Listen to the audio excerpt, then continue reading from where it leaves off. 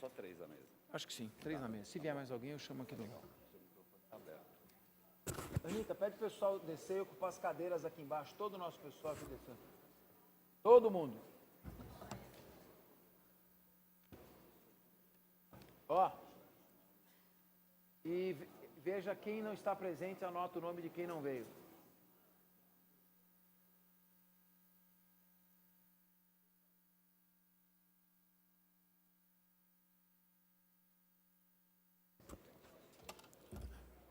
Muito boa noite a todas as senhoras e todos os senhores aqui presentes.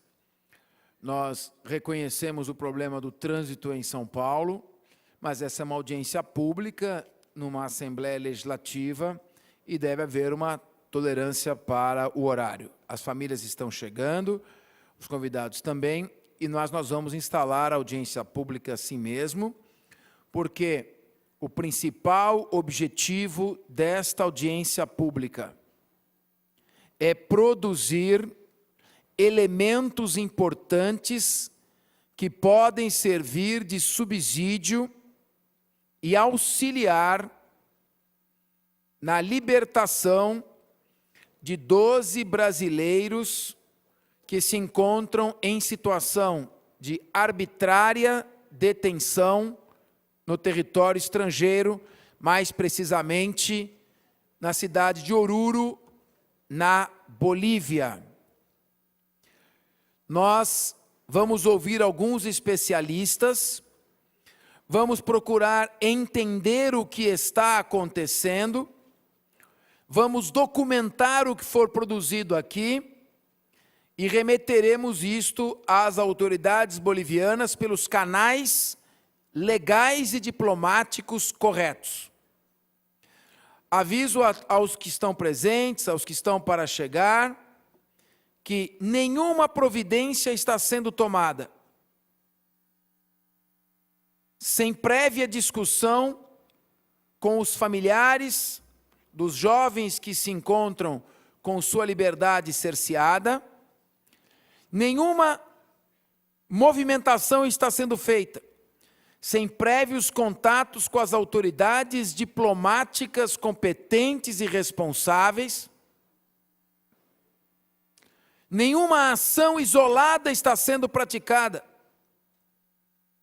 sem o conhecimento da Comissão de Direitos Humanos do Congresso Nacional.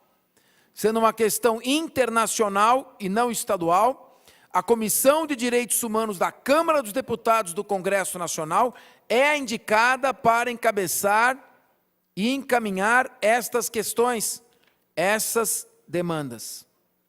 De maneira que é um trabalho que está sendo feito de forma responsável, técnica, com conteúdo e com o objetivo de auxiliar e de marcar aqui todas as ilegalidades que estão sendo cometidas sob o pálio de justificar uma prisão que a esta altura não tem mais qualquer justificativa legal.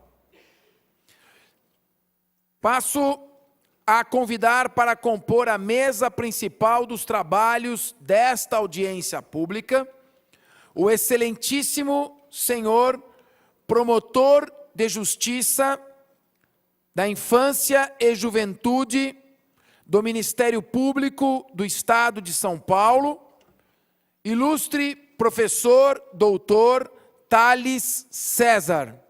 Uma salva de palmas para recebermos o representante do Ministério Público.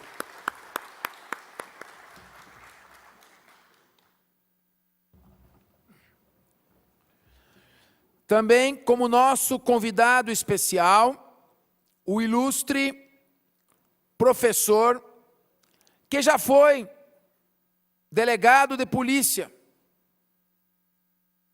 promotor de justiça, juiz de direito, professor doutor da Universidade Complutense de Madrid, um dos maiores especialistas em direito penal do Brasil, reconhecido internacionalmente.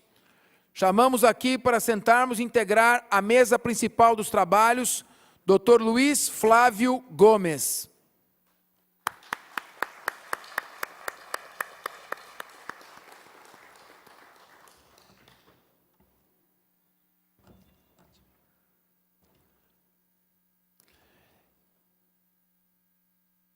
existem algumas questões que precisam ser colocadas. Anunciamos aqui a presença do ilustre deputado atuante no campo sindical e em todos os campos do Estado de São Paulo, nosso querido colega, deputado do PSDB, deputado Ramalho da Construção, que vem prestar aqui o seu apoio a esse trabalho, a essa luta, solidarizando-se com as famílias dos jovens que se encontram presos.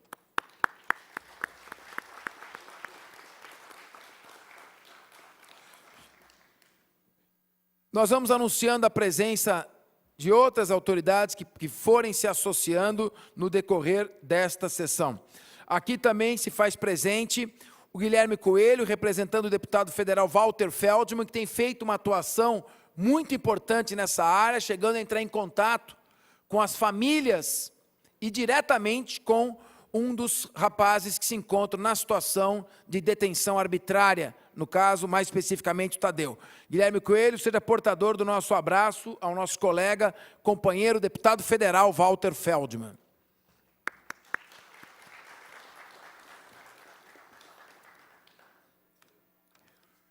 Nós, nas providências que foram realizadas até então de nossa parte, nós nos dirigimos ao Congresso Nacional numa reunião da Comissão de Direitos Humanos. Havíamos feito aqui 3 manifestações com relação à situação processual que hoje se encontra. Nós temos 12 brasileiros que há mais de 40 dias se encontram presos. Eles estão presos em razão de ter sido decretada a sua prisão preventiva. A sua prisão preventiva foi decretada pelo prazo de 6 meses. Prazo este que pode ser prorrogado por mais 6 meses. E eles estão presos preventivamente, em primeiro lugar, porque foram presos em flagrante. Quando que ocorre uma prisão em flagrante? Quando uma pessoa é presa praticando o crime, ou quando acaba de praticar o crime, com algum instrumento do crime, em situação que faça presumir ter sido autora. As 12 pessoas foram presas em flagrante, mas não estavam em situação de flagrante. Foram presas no momento em que não estavam praticando crime algum. E não foram presas logo após terem praticado algum crime. A primeira ilegalidade ocorreu no momento desta prisão em flagrante. Um dos jovens que se encontra preso, Tadeu, ele se encontrava fora do estádio no momento em que houve o disparo. Ele foi preso em flagrante, ele nem se encontrava na cena do crime. Foi feita uma operação arrastão. A polícia, que se encontrava ali no local, para fazer o policiamento ostensivo, garantindo a segurança e a ordem, foi recolhendo aleatoriamente pessoas que se encontravam próximos à região do disparo e não o fez em momento logo após a ocorrência do disparo. Ali houve a primeira ilegalidade. A segunda, foi decretada a prisão preventiva. Para ser decretada a prisão preventiva, há necessidade de, no mínimo, indícios de autoria. Tudo isso será detalhado logo mais pelos nossos especialistas e profissionais que se encontram aqui. Tem que demonstrar indício. O que é indício? Pelo menos que haja algo próximo de uma suspeita, pelo menos alguma coisa objetiva, que respalde uma suspeita mais forte. não foi demonstrada a existência de nenhum indício concreto que pudesse permitir esta prisão preventiva. Mas além do indício mínimo, pelo menos alguma coisa que demonstre o que aquela pessoa fez para estar presa, além de não se ter demonstrado sequer isso, deputado Ramalho da Construção, aqui presente para prestar sua solidariedade aos familiares, além de não se ter demonstrado sequer este indício, nobre presença do deputado Itamar, que vem também aqui emprestar o seu apoio, não se demonstrou a necessidade desta prisão. Prender preventivamente para quê? Para investigar. Para investigar o quê? Como? Quais são as investigações que estão sendo feitas? Nada disso é informado, nada disso é esclarecido. Vão o quê? Ouvir as testemunhas que se encontravam ao redor? Quando não há mais torcedores que estavam naquele local, na Bolívia, já retornaram ao Brasil? Qual é a prova que se pretende produzir? Não se demonstra, não se explica. A situação então vai se agravando, o tempo vai passando, e nesse momento, a Bolívia, enquanto Estado soberano, se encontra, agora sim, posso usar a expressão, flagrantemente descumprindo. O professor Luiz Flávio Gomes vai poder nos detalhar isto, descumprindo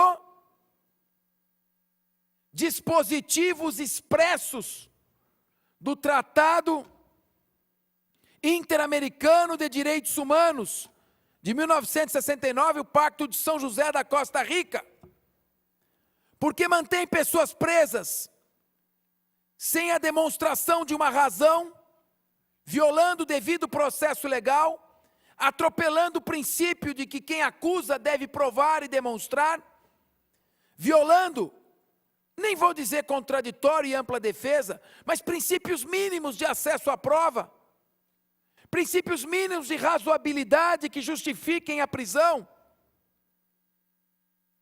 E a Bolívia está nesse momento descumprindo o Pacto de São José da Costa Rica. Mas o Pacto de São José da Costa Rica não é apenas um tratado internacional assinado pela Bolívia. O Pacto de São José da Costa Rica é um tratado internacional que foi ratificado pela Bolívia, foi incorporado ao seu ordenamento jurídico em 1993, 27 de julho. E no momento que ele é incorporado, ele passa a valer como direito interno também, e não como tratado internacional, e está sendo descumprido. Quais as consequências desse descumprimento? A Bolívia pode manter indefinidamente presas estas pessoas? Os familiares nos contam, um dos rapazes está com acentuado problema renal, que vem se agravando, colocando em risco a sua saúde. O outro possui problema de alterações súbitas de humor, euforia, depressão, e se encontra num quadro depressivo que vem se agravando.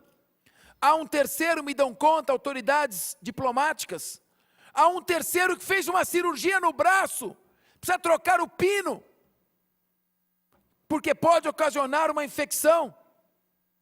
E, no entanto, continuam, sabe-se lá em quais condições. Então, reunindo todos estes elementos, eu fui a Brasília e me reuni no Palácio do Itamaraty, embaixador Eduardo dos Santos. Quem é o embaixador Eduardo dos Santos, com quem me reuni em Brasília, no Palácio do Itamaraty, sede do Ministério das Relações Exteriores?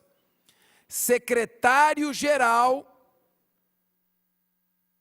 da Embaixada Brasileira de Relações Exteriores, senhor Pedro Henrique Lopes Bório, embaixador, chefe da Assessoria Especial de Assuntos Federativos e Parlamentares,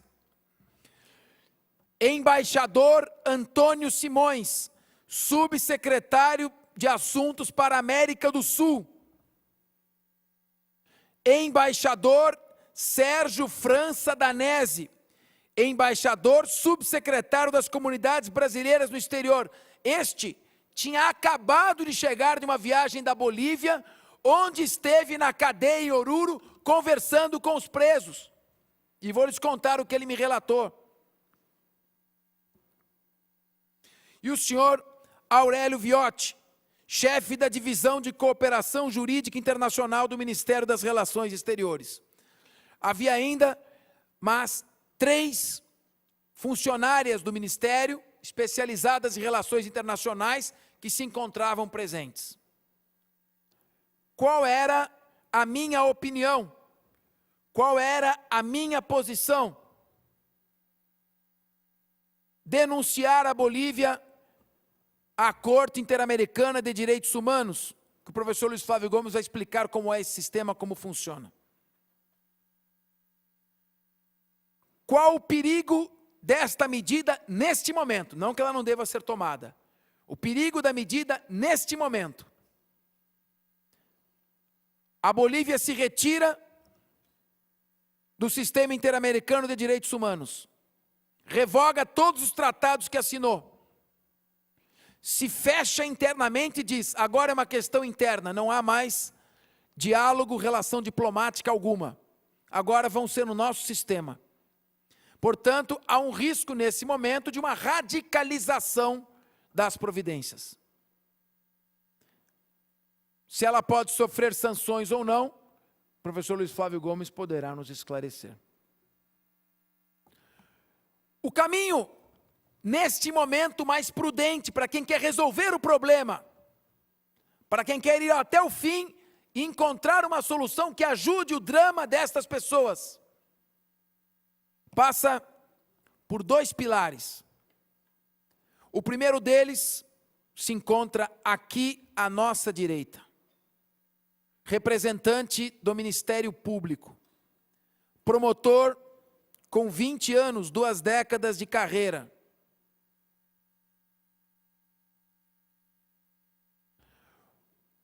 O ilustre promotor de justiça Thales César poderia simplesmente, ele não era obrigado, não vir aqui, não nos dar satisfação. Além do deputado Itamar, também se soma nessa corrente de solidariedade o deputado Luiz Cláudio Marcolino, líder do Partido dos Trabalhadores, aqui presente, a quem peço uma salva de palmas também.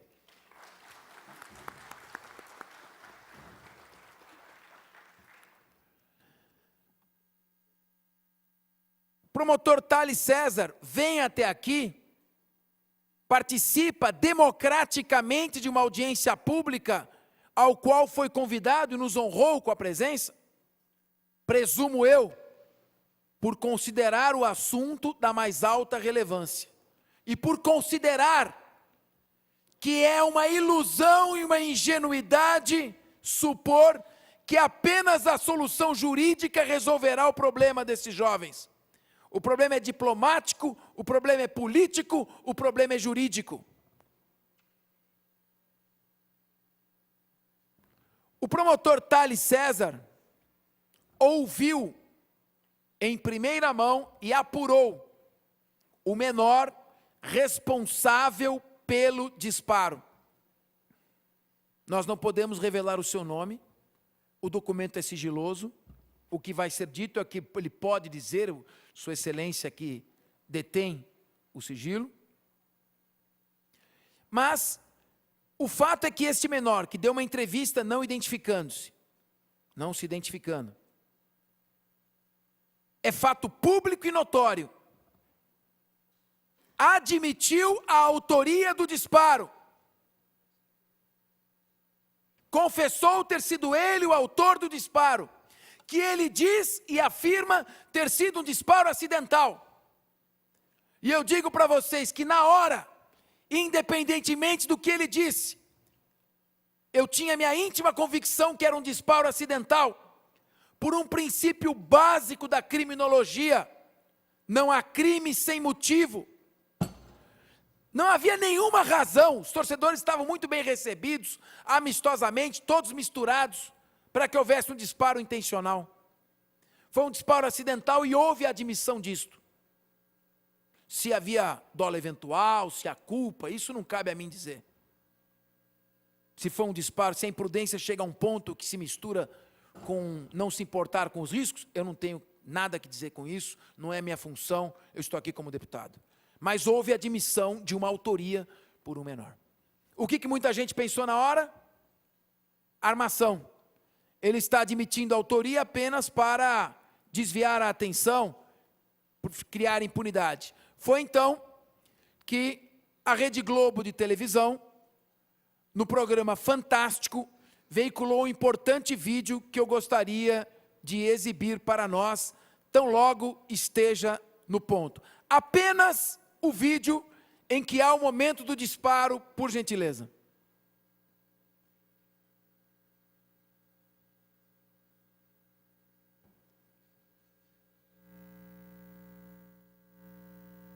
Salar. 17 anos, terceiro dos 6 filhos de uma família humilde. Quase 4 dias depois da tragédia na Bolívia, o garoto está novamente ao lado da mãe. Ele decidiu contar a versão dele para o que aconteceu na noite da última... Aguarda um pouco, porque não é Voltamos a falar da tragédia. A entrevista não foi de rádio, né? Foi da televisão. Muito bem. Como não foi rádio, foi televisão, nós aguardamos a imagem para que acompanhe o áudio. Então, esta imagem vai no sentido da confissão feita pelo menor, num trabalho brilhante do Ministério Público do Estado de São Paulo, na pessoa do promotor Thales César. Estas imagens que nós vamos mostrar coincidem. Então, estas imagens vão mostrar, e podem mostrar, se tinha alguém do lado ou não tinha, se tinha alguém participando ou não. E eu quero, professor Luiz Flávio Gomes, já colocar, se é possível, uma participação dolosa num crime culposo, que Vossa Excelência, como penalista emérito, doutor pela Universidade Complutense de Madrid, abordasse também essa questão. Foi uma pessoa que segurou o sinalizador, não foram 12. Bom, eles participaram, mas se o disparo foi acidental, como é que se dá essa participação? Onde foi isso? Foi tramado em algum lugar que havia um disparo acidental? Daqui a pouco ouviremos meu amigo Valmir Salaro. Então, a esta confissão somou-se esta fita. Está no ponto a fita com audiovisual?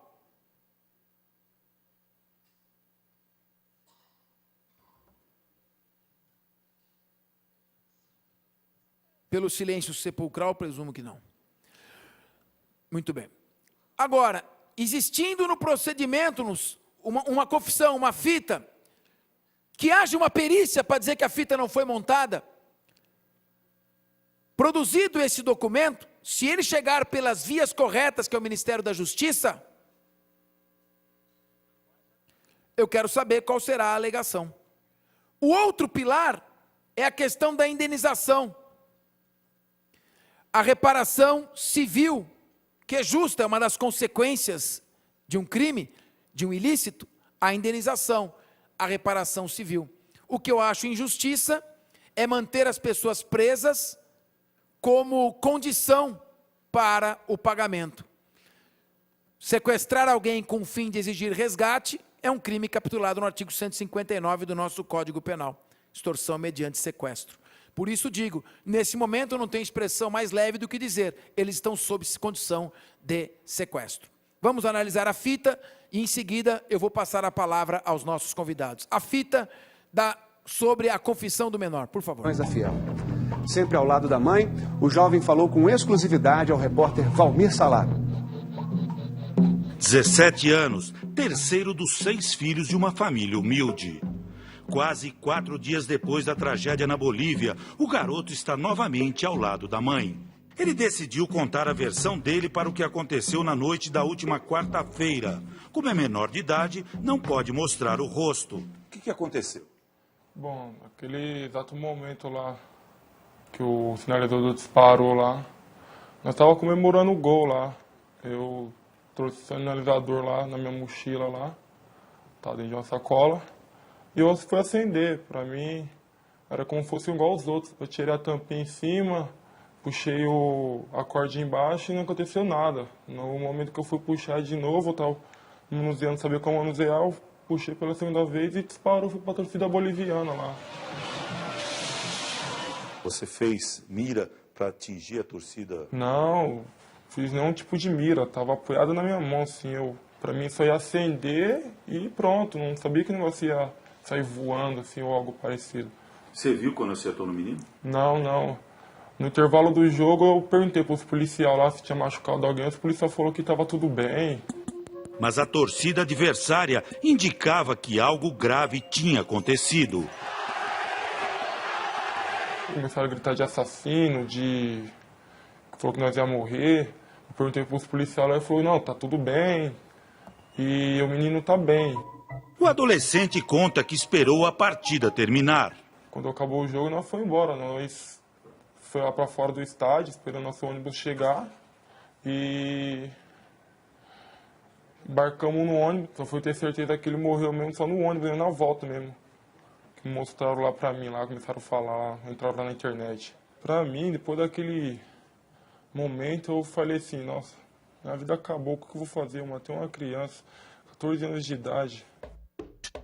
Logo depois do jogo, 12 torcedores brasileiros foram detidos, mas o jovem que assume ter feito o disparo não estava entre eles. Eu fiquei sentado e os policiais começaram a prender o pessoal que estava lá, mas não vieram em mim exatamente em mim. Assim, os torcedores não tinham nada a ver lá com eles lá.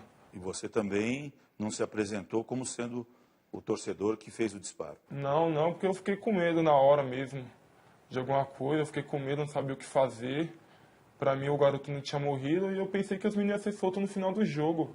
Ele diz que foi orientado por integrantes da Gaviões da Fiel a não procurar a polícia da Bolívia. Perguntei uma opinião lá se eu podia me entregar lá pro pessoal lá, no lugar dos meninos. Aí o pessoal me recomendou, não, melhor não se entregar porque nós estamos na Bolívia, você enviaram com nós, você na nossa responsabilidade. Você está confessando que fez o disparo do sinalizador porque realmente você fez isso ou para proteger alguém da torcida? Não protegi ninguém não. Eu só quero assumir meu erro mesmo, porque não é certo as pessoas pagar por uma coisa que não fez. Se eu tivesse no lugar delas, eu também não queria pagar com uma coisa que eu não fiz, ficar preso injustamente. O adolescente contou que faz parte da torcida organizada há 2 anos e que não conhecia os brasileiros que ficaram presos. Eu conheci eles de vista. O jovem diz que comprou o sinalizador naval na rua 25 de março, área de comércio popular em São Paulo. Fui comprar uns jogos do videogame lá. Eu ouvi um cara vendendo lá, eu falei, vou comprar um sinalizador para levar pro jogo. Para ele, o sinalizador seria usado para chamar a atenção dos outros torcedores da Gaviões. Quis buscar um espaço, quis mostrar que eu que fiz aquilo lá. Eu quis fazer uma festa pro Corinthians, eu amo o Corinthians. O advogado da torcida organizada Gaviões da Fiel diz que o adolescente vai ser encaminhado à justiça amanhã à tarde. Ele vai ser apresentado juntamente com a mãe dele, mas o juiz da Vara da Infância e da Juventude provavelmente aplicará a ele algum tipo de medida. Muito bem. Nós temos algumas observações, os profissionais notam algumas coisas que às vezes passam ao leigo. Foi ele que comprou o sinalizador, ele que levou o sinalizador. Portanto, ninguém passou a ele um sinalizador. Ele comprou, ele que levou e ele que decidiu manusear. Conhecia apenas de vista. Os demais, alguns nem conhecia dos que se encontravam ali e que hoje estão presos respondendo por este crime. Eu vou pedir agora que seja colocada a imagem, se estiver no ponto, que foi obtida também pela Rede Globo de televisão, mostrando a imagem atrás da bandeira. Portanto, o momento em que foi feito o disparo. Nós temos no ponto? Vamos aguardar um pouco. Me avisem assim que estiver no ponto. Eu vou fazer um esclarecimento aqui, porque me foi perguntado já sobre esse aspecto. Não há nenhuma contradição entre a minha atuação enquanto representante do Ministério Público e o que está havendo agora. O que está existindo agora nada tem a ver com aquela atuação que teve de combate a torcidas ou eventual de violência no futebol. O que estamos vivendo agora é uma situação de absoluta arbitrariedade. São 12 brasileiros, pouco importa sua paixão clubística, se está ligado a futebol ou se não está ligado a futebol. São 12 jovens, muitos deles, a maioria deles, sem condições financeiras, sem um microfone para poder gritar e clamar por justiça, que estão em situação de cárcere arbitrário há mais de 40 dias, em total violação a um princípio que nós, profissionais que trabalhamos com isso há muitos anos, para nós é um princípio sagrado, que é o princípio do devido processo legal. Pode haver a sua opinião, o Estado tem uma opinião, o particular tem outra, mas há um caminho sobre o qual não se pode passar. Todo cidadão tem direito a que se lhe assegurem um devido processo em que ele tenha direito de ser ouvido, se defender, ter contraditório. Todo cidadão tem direito a ser julgado por um juiz previamente indicado e não por um juízo de exceção ou por regras estabelecidas arbitrariamente. Não são admitidas provas ilícitas contra ninguém. Ninguém pode ser condenado com base nelas. O que me preocupou bastante foi quando um dos embaixadores me confidenciou, e eu sou uma autoridade pública, estou numa conversa pública, não é local para segredos. Quando uma autoridade da justiça boliviana colocou quase esfregando na sua cara a fotografia trágica do jovem Kevin Espada morto. Isso mostra um acirrado clima emocional. A fotografia de um jovem morto, tragicamente, mostra e comprova apenas a morte trágica de um jovem. Essa fotografia não comprova quem foi o autor. Nós não podemos jogar pessoas por presunção, suposição ou imaginação nesta fotografia. É função do Estado manter-se equilibrado, racional, sem emoção e produzir as provas nesse sentido. E é por esta arbitrariedade que está sendo praticada que todos nós, está unindo a todos nós que temos uma consciência do que é um sistema jurídico democrático e que respeita o cidadão. Eles têm direitos, muitos direitos, todos estão sendo violados. Está no ponto?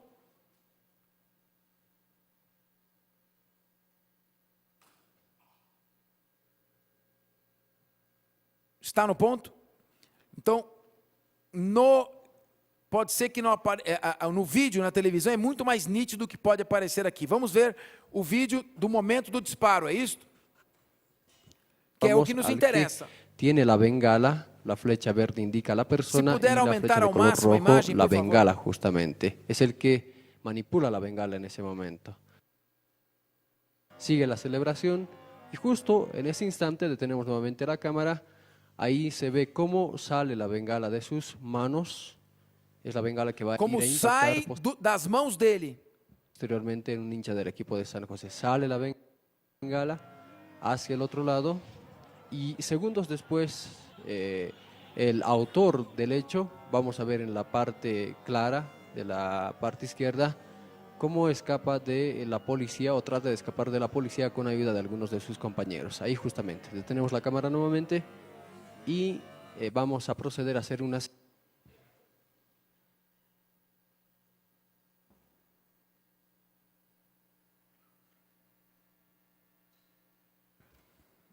Esta imagem.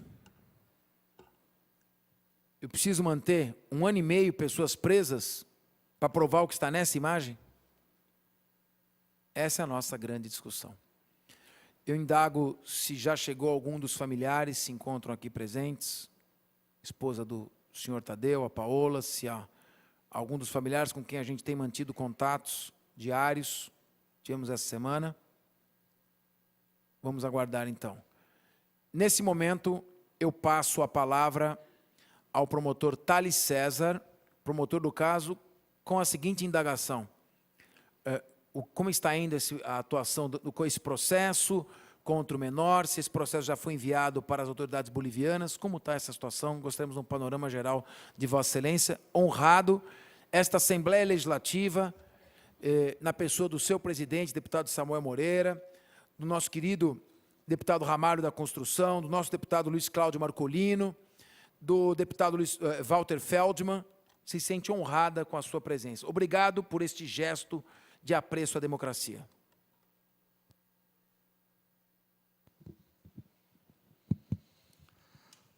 Boa noite a todos.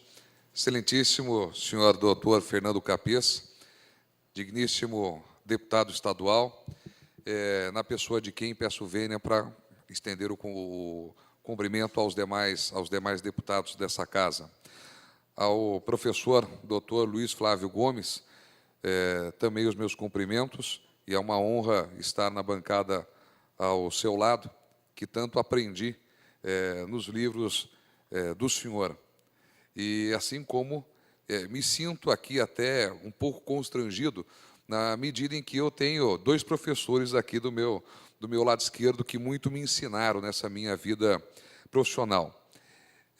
Atendi prontamente ao chamamento do deputado Fernando Capês para esta audiência pública, não só pelo apego à democracia, mas também por respeito a essa casa legislativa, por respeito ao deputado e por respeito a uma causa que para mim é muito cara, que eu luto por ela há mais de 2 décadas, como ressaltou o deputado Fernando Capês, que é a causa da justiça. E é isso que nós estamos tentando fazer na nossa promotoria. Óbvio que eu não posso aqui, peço perdão a todos, entrar em detalhes na medida em que o Estatuto da Criança e do Adolescente estabelece que eu tenho que observar o sigilo processual. Eu não posso, então, dar detalhes do processo, detalhes de alguns elementos de forma pública, mas algumas coisas nós podemos comentar. Esse adolescente, isto é público, isso foi passado, inclusive, pela imprensa, se apresenta, na verdade, não a mim, na promotoria de São Paulo, mas inicialmente na promotoria de Guarulhos, onde um promotor de lá acaba ouvindo esse adolescente. Posteriormente, se evidencia que ele é residente em São Paulo, na capital, então o procedimento ele vem para a promotoria da infância e da juventude aqui de São Paulo. E quando esse procedimento chega nas nossas mãos, nós ficamos com uma dúvida jurídica muito grande. E aí, até conversávamos com o doutor Luiz Flávio Gomes e com o deputado Capês sobre esses posicionamentos. Nós temos um artigo no Código Penal, que é o artigo 7º do Código Penal, que estabelece o seguinte: se o crime ocorre no exterior, a princípio é a justiça do exterior, do local onde o crime ocorreu, que deve investigar, que deve analisar, processar, absolver ou condenar o indivíduo. Então, num primeiro momento, nós tínhamos a seguinte situação. O fato criminoso foi praticado na Bolívia. Então, é a justiça boliviana que deve se ater a este processo. Nós só poderíamos fazer alguma coisa no Brasil, em face desse adolescente, se ele não figurasse no polo passivo da ação lá na Bolívia, ou seja, se a justiça boliviana não o processasse. Porque se a justiça boliviana processasse esse adolescente e lá ele fosse absolvido ou condenado, nós aqui, segundo a regra do artigo 7º, não poderíamos fazê-lo. Mas o que ficou evidente desde o primeiro momento é que a justiça boliviana e o governo boliviano não estão dispostos a inserir esse adolescente no polo passivo da ação lá na Bolívia. Tanto é verdade, e isso também não é fato processual que está sob sigilo, eu posso comentar, eu entrei em contato com as entidades diplomáticas bolivianas colocando o nosso procedimento, colocando as nossas evidências, aquilo que tínhamos de prova, à disposição da justiça boliviana. E dizendo, não há necessidade de eventualmente burocratizarmos. Eu estou colocando à disposição dos senhores esta documentação. E recebi a resposta, que fiquei até abismado, deputado, de um coronel da polícia boliviana, que estava aqui no Brasil fazendo algumas investigações, de que eles não tinham o menor interesse em receber aquele documento. Né? Que, se eu quisesse, eu buscasse as autoridades diplomáticas brasileiras.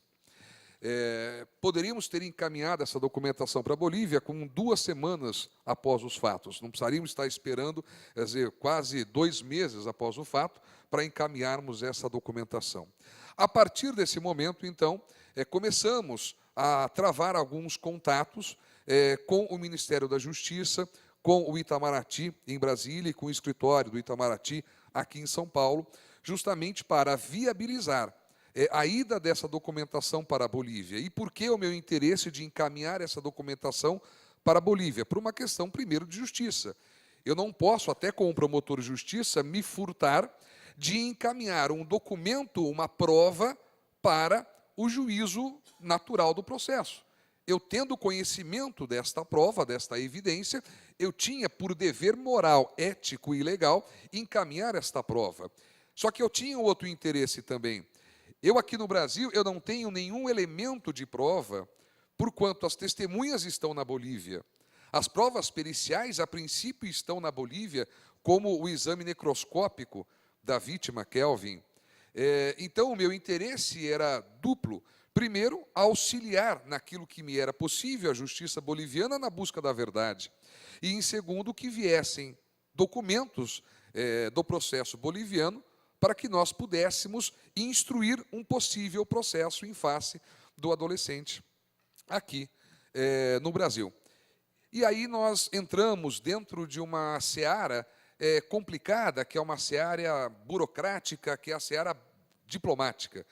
Aí eu encaminhei toda a documentação, já há 2 semanas, para o Itamaraty e para o Ministério da Justiça, fazendo a solicitação também para que eles encaminhem para nós a documentação que, porventura, eles tenham lá. Também não está sob sigilo, isto na medida em que é uma opinião jurídica pessoal minha.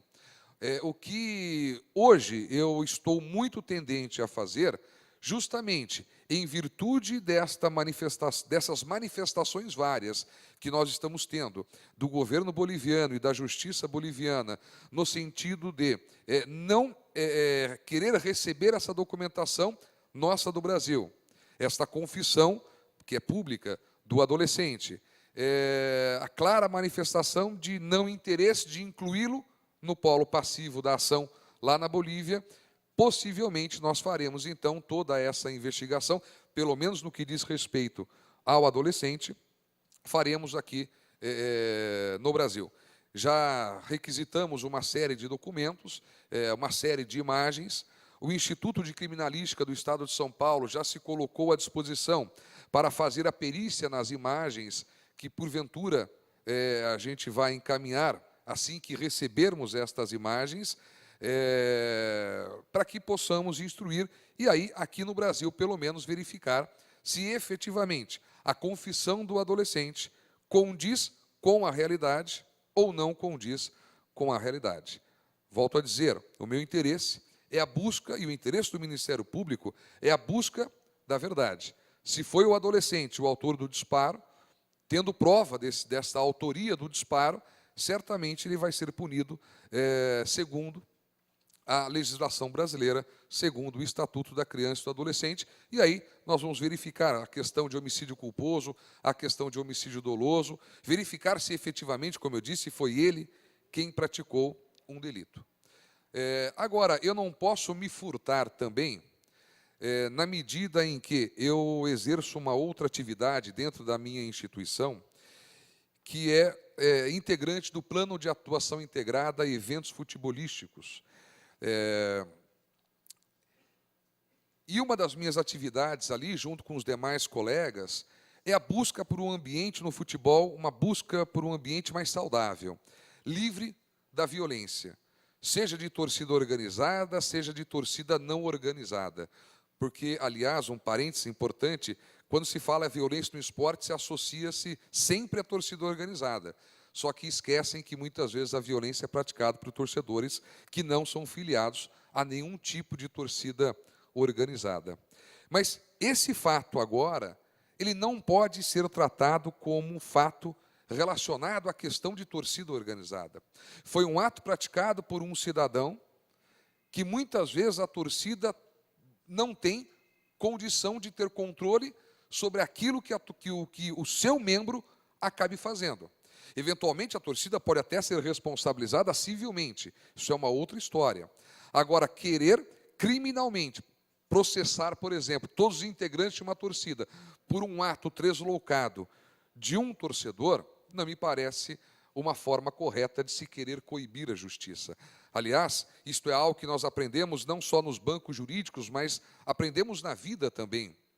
Que nós não podemos, a pretexto de acabar com a violência, cometer uma violência talvez ainda maior. Né? Quer dizer, a título de, eventualmente, combater a violência desta ou daquela torcida, eu não posso admitir que um Estado, ainda mais um Estado organizado, que um país pratique uma violência ainda maior, principalmente contra algumas pessoas que, eventualmente, possam ser inocentes. O que me preocupa muito é a ausência de notícias por parte da Justiça boliviana, porque eu insistentemente peço elementos de prova da Justiça boliviana e nada vem para cá. Então, me resta aqui uma dúvida. Será que eles têm prova contra os brasileiros que estão detidos na Bolívia? Ou será que eles estão querendo sonegar essas provas? Eu não tenho a menor ideia. Eu sei por mim. Eu tendo elementos de prova e alguém me pede, obviamente, eu colaboro de uma forma imediata com esta outra autoridade, seja brasileira, seja uma autoridade de um outro país qualquer. Da minha parte, eu acho que, identificando o responsável por esse fato, ele deve pagar, e deve pagar de forma exemplar, na medida em que é inadmissível que uma praça esportiva se transforme num local em que um jovem de 14 anos vá assistir e acabe perdendo a sua vida.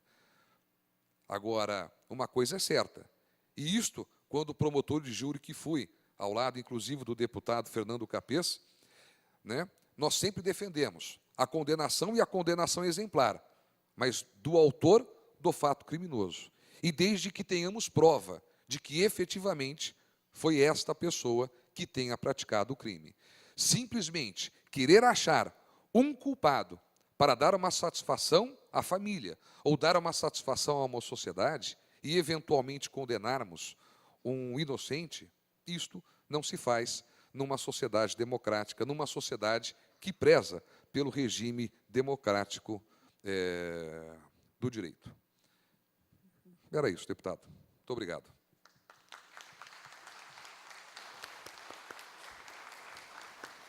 Eu vou passar a palavra ao professor Luiz Flávio Gomes, só fazer uma pergunta ao do promotor Tales.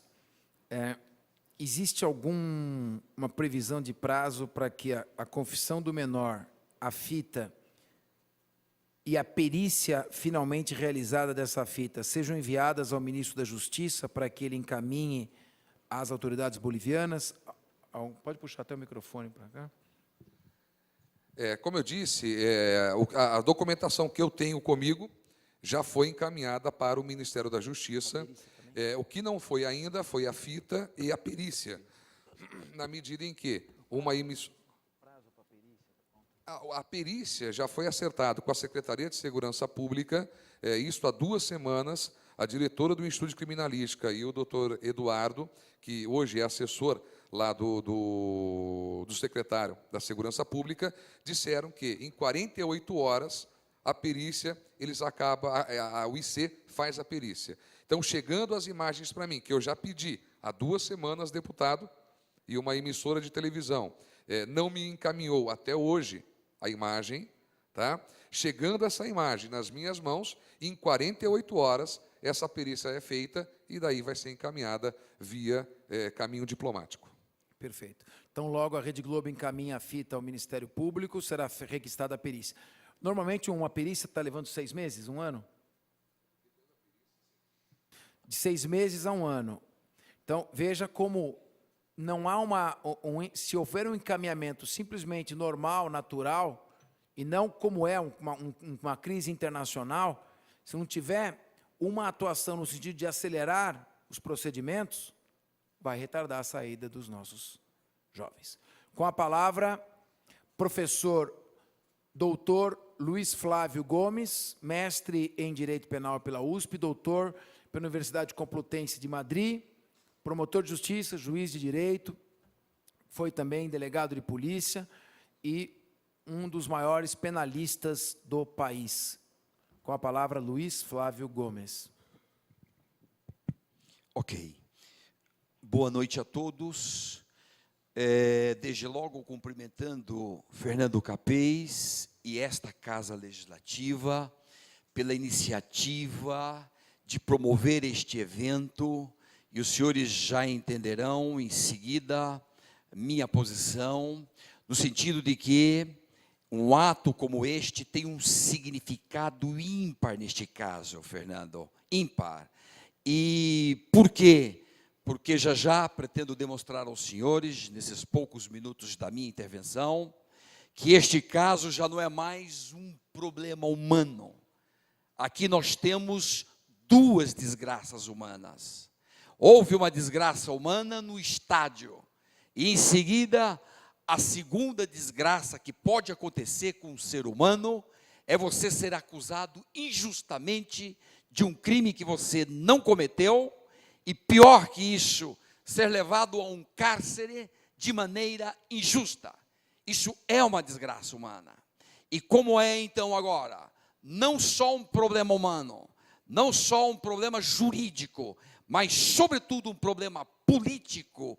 Atos como este e como outros que eu pretendo indicar são os únicos que podem viabilizar uma solução mais rápida para essa segunda desgraça humana.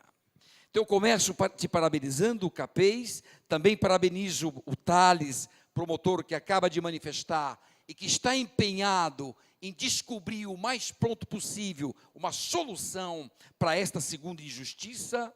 E depois, de outro lado, cumprimento os deputados outros que aqui se encontram, e senhoras e senhores. Dizer também, desde o princípio, que nós não podemos fazer nenhum tipo de manifestação diante desta desgraça humana primeira, sem prestar nossa solidariedade à vítima. Porque, afinal de contas, o menino de 14 anos perdeu a vida. Um menino de 14 anos que tem pai, que tem mãe, que tem amigos, que hoje choram a sua ausência. Portanto, iniciar dizendo que nós respeitamos a vida humana e que nós não concordamos com essas imbecilidades, com essas barbaridades de ir a um campo de futebol armado, porque no fundo, ainda que seja com uma bomba, isso significa uma arma. Então, é uma imbecilidade, e nós temos que reconhecer e partir desta premissa de solidariedade com a vítima e reconhecer o ato de vulgaridade, de imbecilidade que aconteceu. Mas, uma desgraça, nós não conseguimos apagar com outra desgraça. Essa que é a lógica, já bem exposta pelos 2 que me antecederam, e nesse sentido, como professor de direito penal, sobretudo, eu não posso deixar de reconhecer, por tudo que eu vi, por tudo que nós já lemos, por tudo que nós ouvimos, não podemos deixar de reconhecer que se trata de um ato arbitrário. Por quê? Porque se todos nós estamos aqui reunidos neste minuto, se alguém ao nosso lado pega um rojão, solta um rojão por conta dele, se este rojão cai na cabeça de alguém e alguém morre, nós que estamos do lado não podemos penalmente, juridicamente, ser incriminados só porque estamos do lado da pessoa que explodiu este rojão. Não existe, o Fernando Capês me perguntou, se existe participação dolosa em crime culposo. Não existe isso. Essa figura em direito penal jamais existirá. Ou seja, nós que estamos do lado, não podemos ser responsabilizados pelo ato de alguém que solta um rojão dentro de uma praça pública, dentro de um campo de futebol. Porque soltar um rojão em campo de futebol é um ato, em princípio, culposo. Ou seja, não havia intenção de matar. Não havia intenção de matar. Esse menino não queria matar ninguém. Não queria matar ninguém. Se mostrou inábil em mexer naquele sinalizador. A inabilidade nossa de mexer com o instrumento significa culpa. Culpa significa não queria matar. Eu não tinha intenção de matar ninguém. E se o crime é culposo, nós que estamos do lado, não somos cúmplices deste crime só por estar do lado de um menino. Nós não somos, juridicamente não somos. Provavelmente, até mesmo na legislação da Bolívia, assim é. Por quê? Porque o direito penal, antigo, lá na Idade Média, aquele direito penal punia todo mundo de uma família, porque um membro da família matou outra pessoa. Mas isso é lá atrás. Hoje, nos dias de hoje, não se justifica mais esta responsabilidade que se chama coletiva. Não existe essa responsabilidade coletiva em direito penal. Logo, é um ato arbitrário, e como todo ato arbitrário praticado, seja na Bolívia, seja no Brasil, ou em qualquer ponto do mundo, qualquer ato arbitrário precisa ser denunciado. Atos arbitrários, de quem quer que seja, atos autoritários, nós precisamos nos posicionar em sentido contrário. Daí a valia deste encontro nesse instante para proclamar os erros, os equívocos que estão acontecendo. Este primeiro, de que estar do lado não significa ser responsável. Segundo, não existem elementos de autoria de todos esses 12 em relação ao crime. Se você não é autor de um crime, jamais você pode ir para a cadeia. Jamais pode ir para a cadeia. Não pode. Por quê? Porque você não é responsável só por estar num lugar. Estar num determinado lugar não significa que você é conivente com o que está acontecendo naquele lugar. Portanto, é injusto, é uma prisão arbitrária, um ato injusto que precisa ser denunciado. Na minha opinião, Fernando, eu iria mais longe. Eu, se fosse as famílias das vítimas, reuniria todo mundo, tem que ir mais longe, porque já não é mais um problema só jurídico, é um problema, sobretudo, político. Vai ter que ter pressão em cima da presidência boliviana, que, por sua vez, vai pressionar as autoridades que cuidam do caso, para se fazer justiça no caso. Logo, eu procuraria todas as entidades do mundo, todas as ONGs do mundo que defendem injustiças. Por exemplo, há na Argentina, por exemplo, uma ONG que denuncia todos os casos de injustiça ocorridos na Argentina. Fazer um movimento internacional, buscar todo mundo, criar forças internacionais, sem prejuízo do que você já começou a fazer em Brasília. Tem que trabalhar ao lado da embaixada, tem que trabalhar. E aqui, duas coisas mais que é importante, é a mobilização. Portanto, todos aqueles que querem prestar uma solidariedade a essas vítimas, solidariedade aos parentes dessas pessoas, porque hoje são vítimas de um arbítrio. Essas pessoas todas têm que se mobilizar, têm que ir para a rua, têm que pedir, têm que levantar a bandeira, têm que sustentar, porque se não mobiliza, nós implicitamente estamos concordando com a barbaridade. se não há uma mobilização, se não há um ato, estamos concordando. Chegar, inclusive, talvez, a uma manifestação oficial da Presidência da República, da nossa Presidente da República. Para quê? Dizer, olha, é injusto, isto daqui é desumano, o que vocês estão fazendo. Contraria tudo e, sobretudo, há uma denúncia especial a ser feita no plano da justiça internacional. Aí nós estamos falando da Comissão Interamericana de Direitos Humanos, que está sediada em Washington e que pode, tranquilamente, ser a destinatária de uma denúncia oficial contra o ato arbitrário. Porém, nós não podemos ir à Comissão Interamericana sem antes esgotar os recursos dentro do país.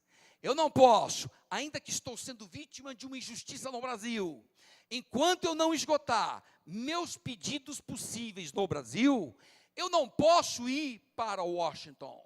Quando Maria da Penha, esta farmacêutica foi 2 vezes quase assassinada pelo marido, e quando a justiça brasileira não atuou no caso dela, aí ela provou que a justiça não funcionou naquele caso, então ela levou o caso para a Comissão Interamericana e ganhou, lá na Comissão Interamericana, ganhou o direito de os seus direitos serem reconhecidos no Brasil. E se cumpriu. Logo, se funciona assim, que é que eu diria, do ponto de vista agora jurídico, Fernando, que os advogados contratados esgotem rapidamente, vá a um tribunal, peça, pedir para o juiz não vai dar, pede para o tribunal, se for possível, leve a questão na Corte Suprema deles ou superior.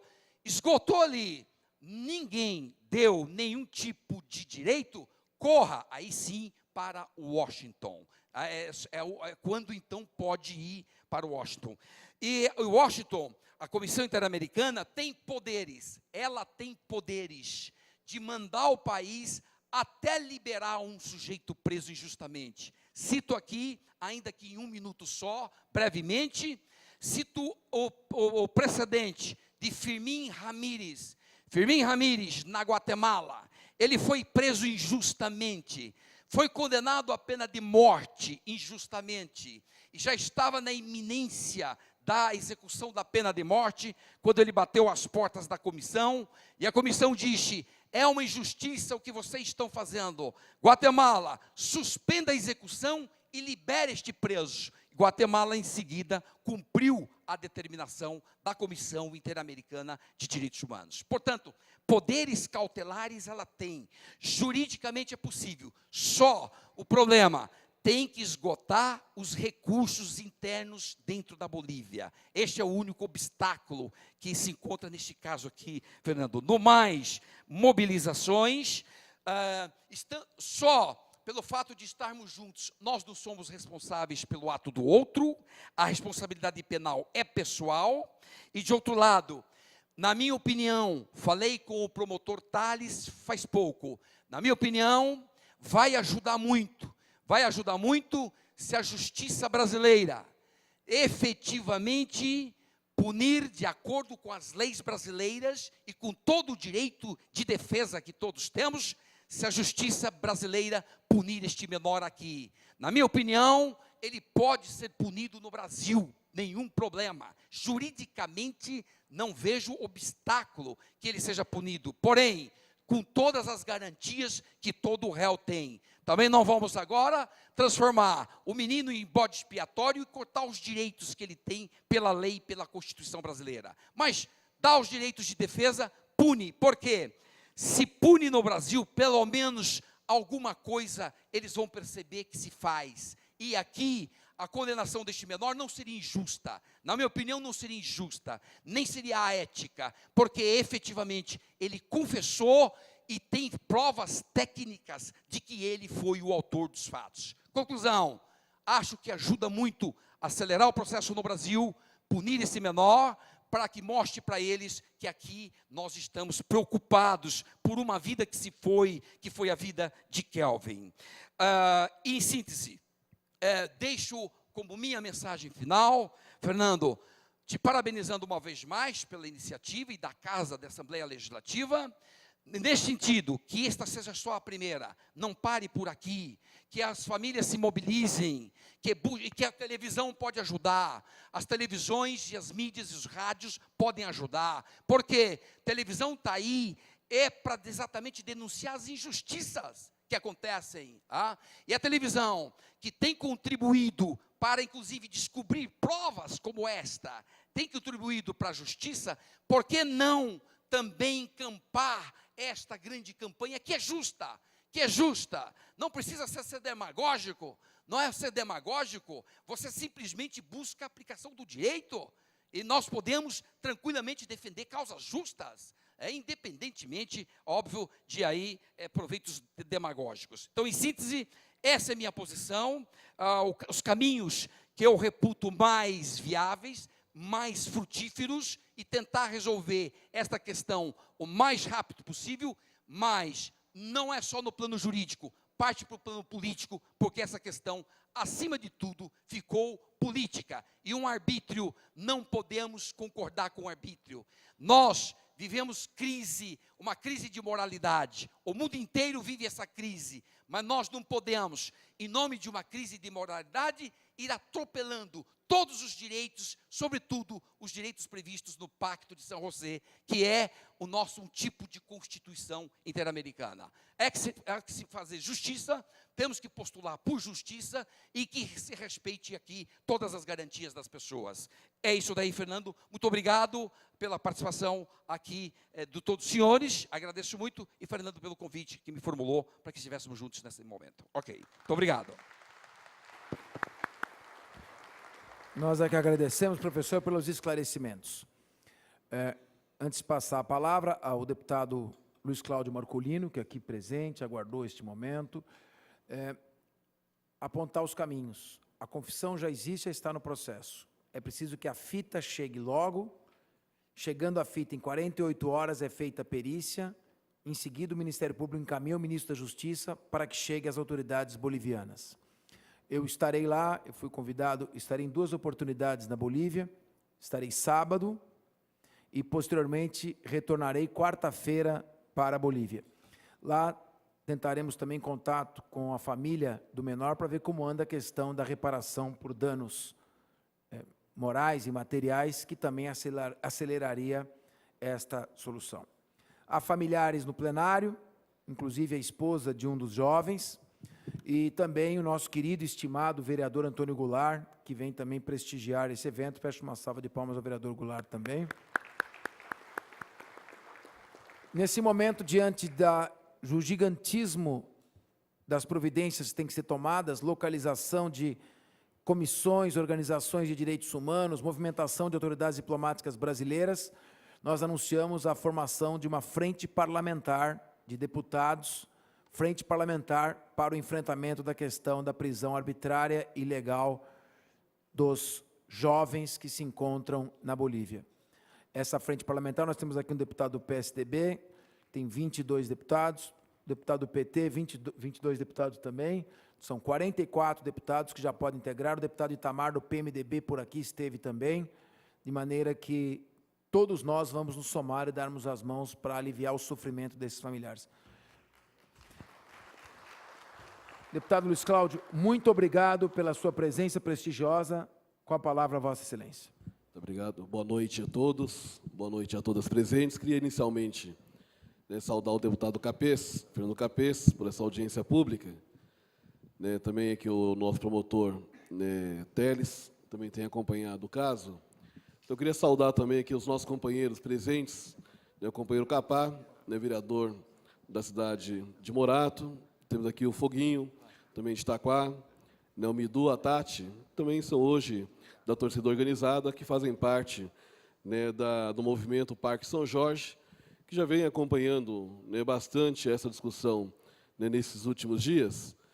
É importante, Capês, essa audiência pública, que esse parlamento é um espaço de debates, é um espaço de reflexões, e nós tivemos, em alguns momentos atrás, aqui, inclusive discutindo outros projetos em relação às torcidas organizadas, e o nosso partido sempre foi contrário à criminalização das torcidas organizadas no nosso país e no estado de São Paulo. né, tivemos, inclusive, aqui posições divergentes em relação, né, à volta do MAS às bandeiras nos estádios, mas acho que esse momento hoje aqui, nessa audiência pública, demonstra, né, a capacidade, né, de um momento como esse, de estar unindo, né, inclusive em momentos anteriores, posições divergentes, e temos agora posições convergentes em relação ao caso, a questão ocasionada na Bolívia. Porque nós temos hoje 12 jovens, e foi apresentado aqui tanto pelo promotor Teles, né, como pelo professor, demonstrando que há uma injustiça, né, cometida na prisão desses 12 jovens. E aquele debate que nós fazíamos aqui atrás, né, questionando a questão da criminalização das torcidas organizadas, que nós estamos percebendo hoje na Bolívia que isso está acontecendo lá na Bolívia. Que tem provas mostrando, né, que, primeiro, esses jovens, né, não são praticamente os responsáveis pelo crime, né, que lá aconteceu. E tem provas hoje demonstrando que já tem uma pessoa, né, que é réu confesso, ainda, na verdade ele afirmou, né, a autoria, não dá para falar que é réu confesso, que ainda não houve o julgamento, mas, né, declarou a autoria. O que é importante nesse processo?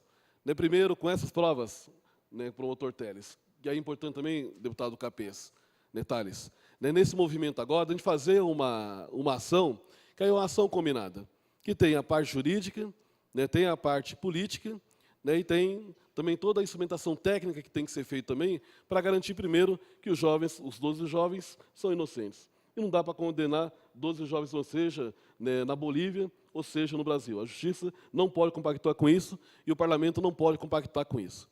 O que nós podemos fazer também? Tem alguns movimentos sendo feitos já em Brasília, né, a partir da Câmara dos Deputados, do Senado, né, tem movimentos sendo feitos na Câmara dos Deputados, e aqui na Assembleia Legislativa, além, né, desse movimento que está feito da frente parlamentar, né, que está sendo construída, seria necessário também, né, com as informações que possam ser encaminhadas pelo promotor à Assembleia Legislativa, que a gente possa, não só os 22 deputados do PT, não só os 22 deputados do PSDB, mas os 94 deputados da Assembleia Legislativa, né, fazer uma moção com base nas provas já levantadas em relação ao caso, para estar encaminhando, né, tanto para a competência tanto boliviana, como para a competência também brasileira, que possa, né, resolver esse caso o mais rápido possível.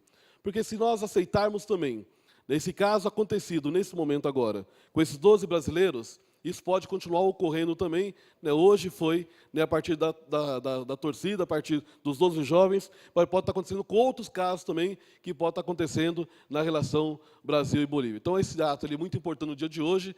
Essa Assembleia, essa audiência pública, ela é importante porque ela demonstra que no momento que nós estamos agora é necessário unir os esforços, seja políticos, seja jurídicos, seja técnicos, para a gente conseguir efetivamente resolver o problema dessa arbitrariedade cometida aos 12 brasileiros que hoje estão lá na Bolívia, né, presos e já com provas demonstradas que são inocentes. E com inocência, nós não podemos aceitar essa arbitrariedade. Então, eu queria aqui somar os esforços, ser solidários à família, mas muito mais do que solidários, entrarmos nessa luta para garantir a libertação imediata dos 12 jovens que estão presos hoje na Bolívia. Parabéns, Capês, parabéns a cada uma de vocês aqui presente. Hoje estamos unidos, mesmo em alguns momentos, né, em ações divergentes aqui na ação. Hoje o parlamento está unido numa única ação, pela libertação dos 12 jovens presos hoje na Bolívia. Parabéns a cada um de vocês aqui presente.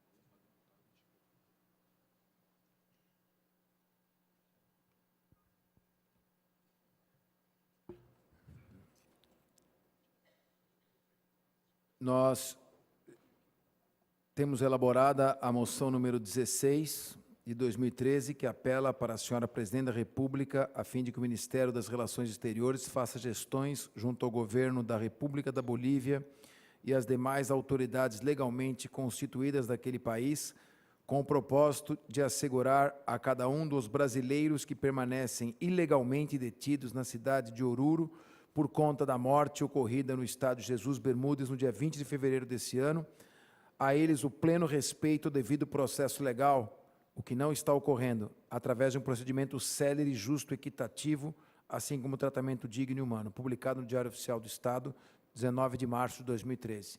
Nós vamos elaborar uma nova moção, assinada, subscrita, como disse o deputado Luiz Cláudio Marcolino pelos 94 deputados desta Casa. Isso demonstra que essa é uma questão que está acima de qualquer debate. Se houve um crime contra o menor Kevin Spada, outro crime está sendo cometido contra os 12 brasileiros que permanecem sequestrados na Bolívia. Eu passo a palavra ao vereador, querido, ilustre, estimado Antônio Goulart.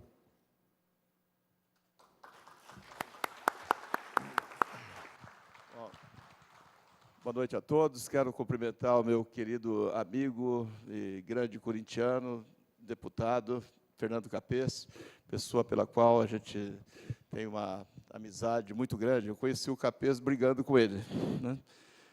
Todos nós aqui, a grande maioria, né? E hoje tornou-se um grande parceiro e que, na realidade, temos muitas coisas em comum.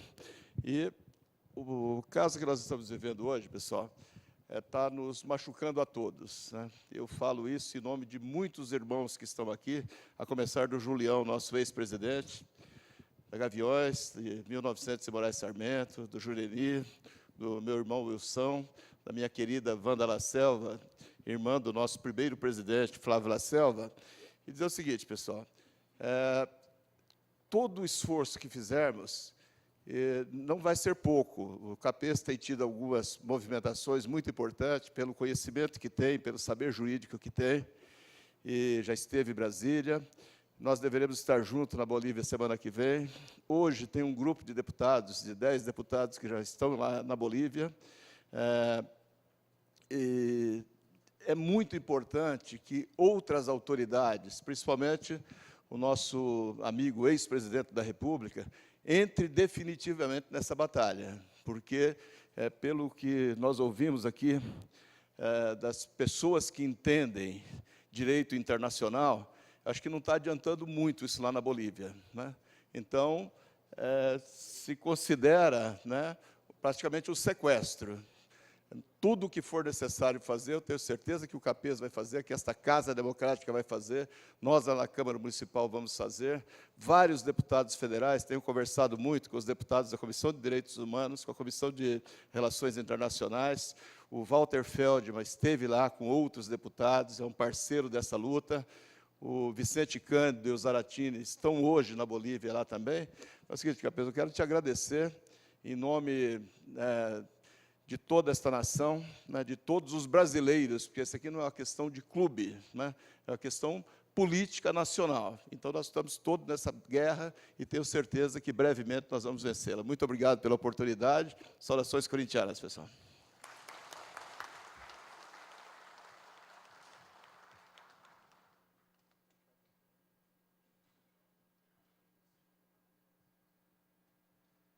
Eu tenho um compromisso assumido com vários torcedores de que esta audiência pública se encerraria às 9 horas da noite. Foi um compromisso, mas como houve um atraso e algumas pessoas não falaram, eu pretendo, cumprindo um compromisso, há evidentemente uma questão também, muitas pessoas que vêm aqui, que estão aqui hoje, por serem amigos, companheiros, conhecidos daqueles que se encontram presos, essas pessoas que estão participando da audiência são afeiçoadas ao mesmo clube que levaram essas pessoas até a Bolívia para assistir ao jogo e, posteriormente, acabaram sendo envolvidas aí em toda esta confusão.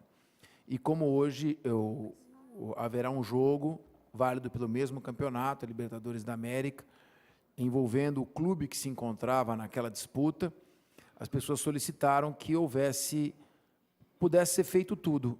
A audiência marcasse um protesto, a audiência fizesse os registros importantes, desta audiência nasceu a Frente Parlamentar, desta audiência nasceu a moção subscrita por 94 deputados, nesta audiência estão registradas as observações do promotor que atua no caso e de uma autoridade acadêmica especializada em direito internacional e direito penal, e, portanto, eu vou encerrar às 9h20, a não ser que haja realmente um número de pessoas desejosas de se manifestar muito grande.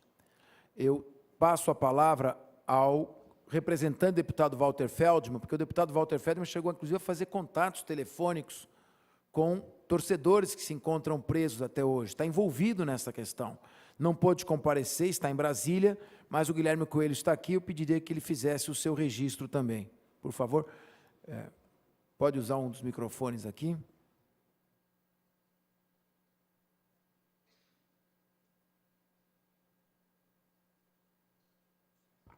Obrigado, deputado. Obrigado aos professores de Direito. Eu sou advogado também da PUC. E queria realmente lembrar que o deputado Walter Feldman esteve na Bolívia para discutir um outro assunto da Comissão de Relações Exteriores, que é o tráfico de pessoas para o Brasil e a exploração de bolivianos aqui no Brasil. Mas o aliciamento deles vem de lá. Então, existe uma questão do crime organizado lá. Ele aproveitou uma visita com esse intuito e, com cuidado, conversou com as vítimas por telefone e com as autoridades locais. E realmente é dramático a situação, ele ficou muito preocupado. Eles estão passando uma situação horrível, que não acontece, até na revista Isto É, comenta que se você, infelizmente, for preso na América Latina, o pior lugar para ser preso é na Bolívia. É o país mais pobre, infelizmente, e a pior condição de prisão que existe, que pode acontecer. E realmente reforçar as palavras do vereador Goulart, aqui não se trata de corintianos, se trata de brasileiros. Não importa o time que torça, nós somos todos brasileiros, e isso não pode acontecer. Eu queria me solidarizar com os corintianos que estão aqui.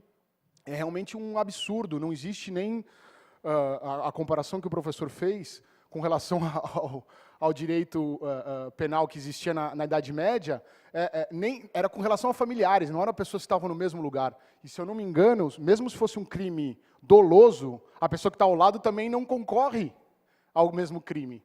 E eu queria lembrar uma coisa que o deputado me pediu em especial, que existe, sim, uma questão de que a polícia e a segurança do estádio tinha obrigação, nesse caso, de fazer uma boa vistoria das pessoas que entram. E se a pessoa entra, que é o caso desse jovem, com uma arma, entre aspas, algo que pode ser utilizado como arma, ele teria que ter sido barrada. Né? Então, existe claramente essa obrigação de fazer. Existe uma omissão aí, na qual o Estado boliviano, a polícia, deveria ser questionada. Né? Então, eu gostaria de pedir isso. E lembro que o deputado Walter Feldman me pediu para conversar com o senhor, deputado. Ele está tentando fazer uma visita também pela Comissão das Relações Exteriores à Bolívia. De repente, combinar de fazer essa... Coincidir com a ida da Comissão de Direitos Humanos, vão 2 comissões do Congresso. Exato. Se vocês puderem conversar e fortalecer isso. Então, mais uma vez, eu queria deixar um abraço aos corintianos, às pessoas e aos brasileiros. Né? Obrigado. Eu indago se alguma pessoa da torcida Gaviões da Fiel, ou alguém dos familiares, em primeiro lugar, da Gaviões da Fiel e dos familiares aqui presentes, gostariam de se manifestar, colocar alguma posição. É uma audiência pública, evidentemente, não é? Os senhores vieram para ouvir, mas, se quiserem, para falar. E esta tribuna está aberta caso um dos senhores. Então, eu permito fazer uma sugestão. O senhor vai falar? Então, por favor.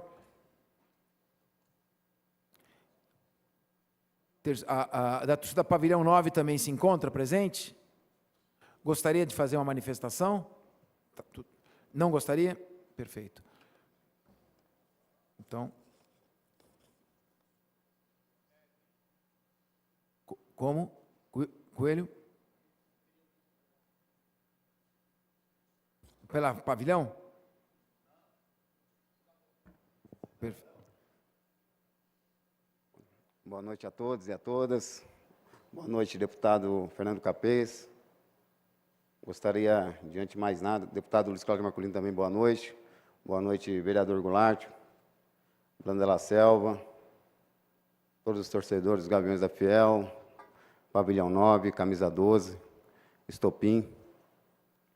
Gostaria, antes de mais nada, de agradecer a iniciativa do deputado Fernando Capês, que, ao longo de quase 20 anos, combateu com veemência, né, não só os casos de violência em torcida organizada, mas também até mesmo as próprias torcidas organizadas, talvez no momento por falta de conhecimento, né, da matéria, de como as torcidas se organizam, se portam nos estádios, como que elas se relacionam com seus associados.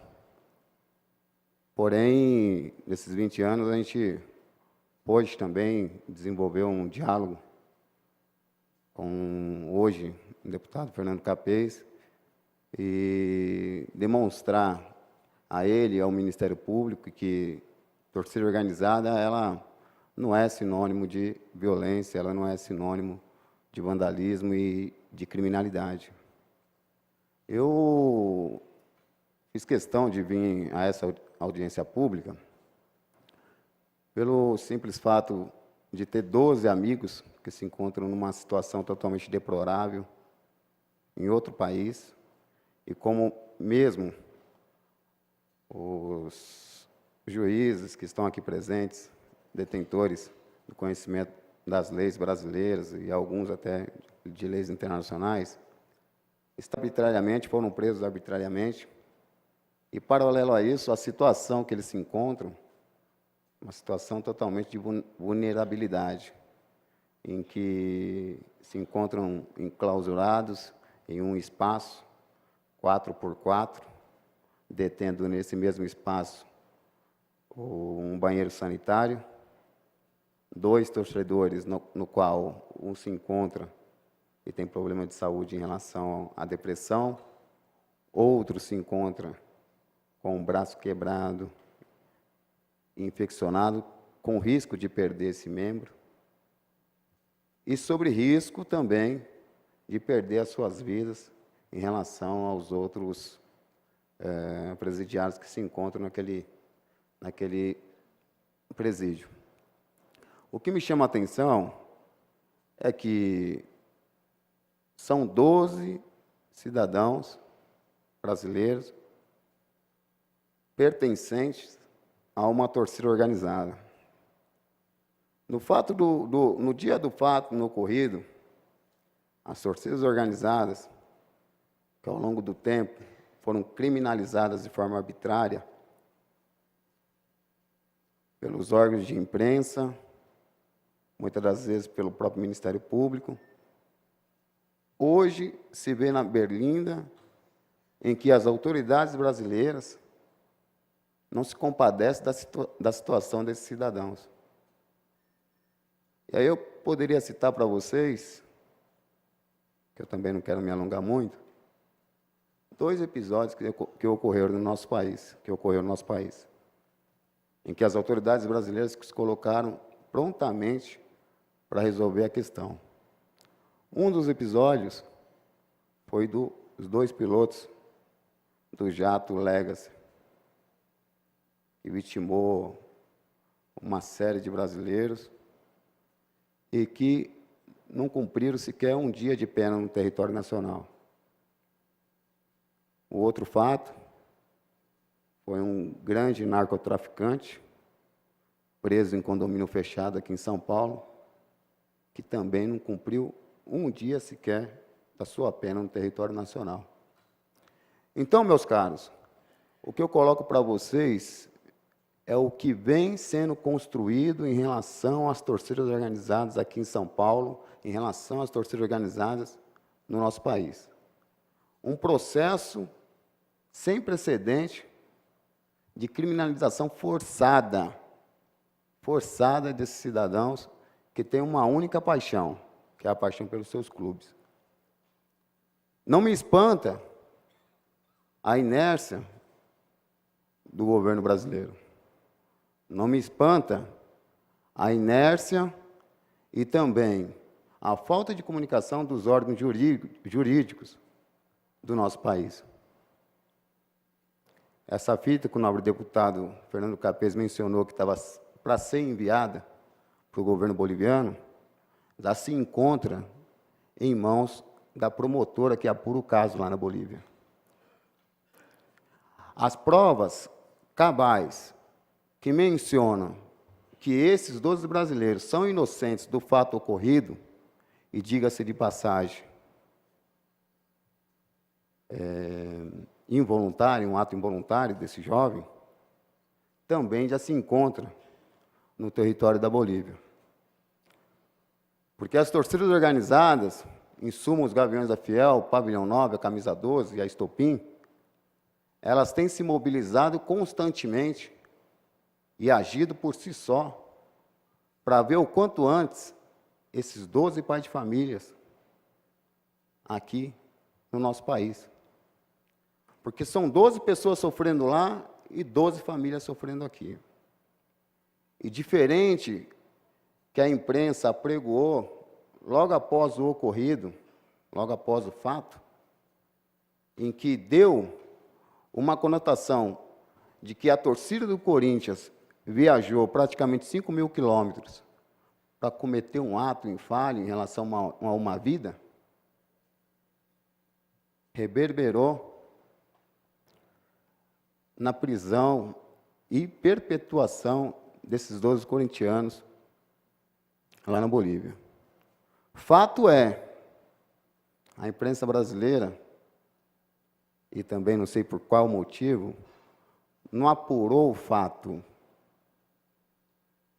E o deputado Fernando Capês mencionou e mostrou para a gente que o artefato ele foi disparado em um momento de comemoração de gol.